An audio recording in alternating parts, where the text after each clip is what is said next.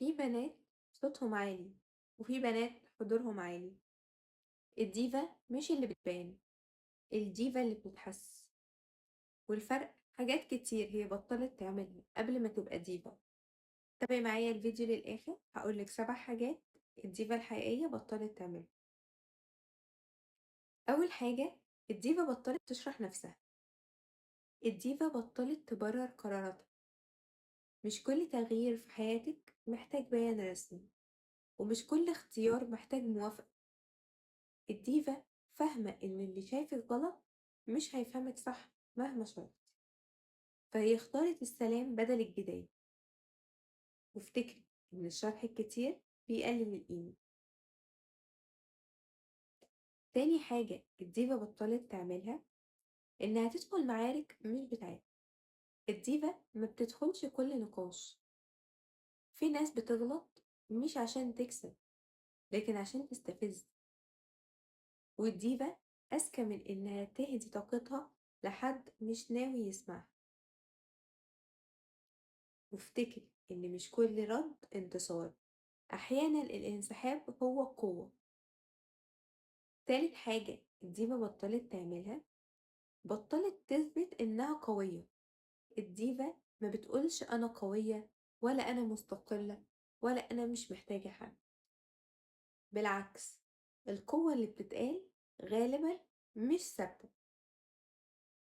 الديفا قوية لدرجة إنها مش محتاجة شهادة من حد. رابع حاجة ديفا بطلت تعملها، بطلت تخاف من فكرة إنها تتكره. ودي مرحلة نضج. الديفا بتبقى فاهمة إن مش كل الناس هتحبك لما تبقي واضحة، بس اللي هيحترمك هيفضل. وافتكري إن القبول الجماعي غالبا بيجي على حساب نفسك. خامس حاجة الديفا بطلت تعملها هي إنها بطلت تدي مشاعرها بدري.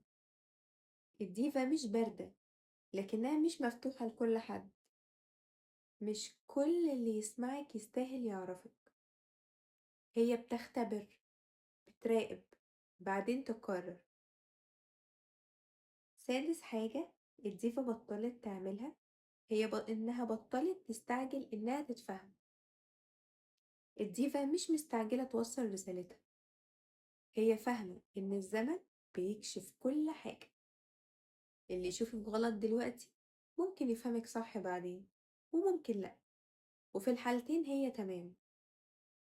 سابع حاجة الديفا بطلت تعملها هي إنها بطلت تقلل من نفسها عشان ترتاح. الديفا ما بتصغرش نفسها عشان حد ما يحسش بالتهديد، مش بتكسر نورها عشان حد يعرف يقف جنبها. خليكي عارفة إن الديفا مش عالية، هي في مكانها الطبيعي. الديفا مش حاجة بتتعلميها في يوم، دي حاجات بتبطليها واحدة واحدة. كل مرة تسكتي بدل ما تشرحي، كل مرة تختاري نفسك، انت بتقربي. الفيديو الجاي هنتكلم عن عقلية الديفا وقت الضعف. شكرا لانك بتتفرجي لاخر الفيديو. متنسيش تعملي سبسكرايب، لايك، وشير لصاحبتك اللي عايزاها تستفاد.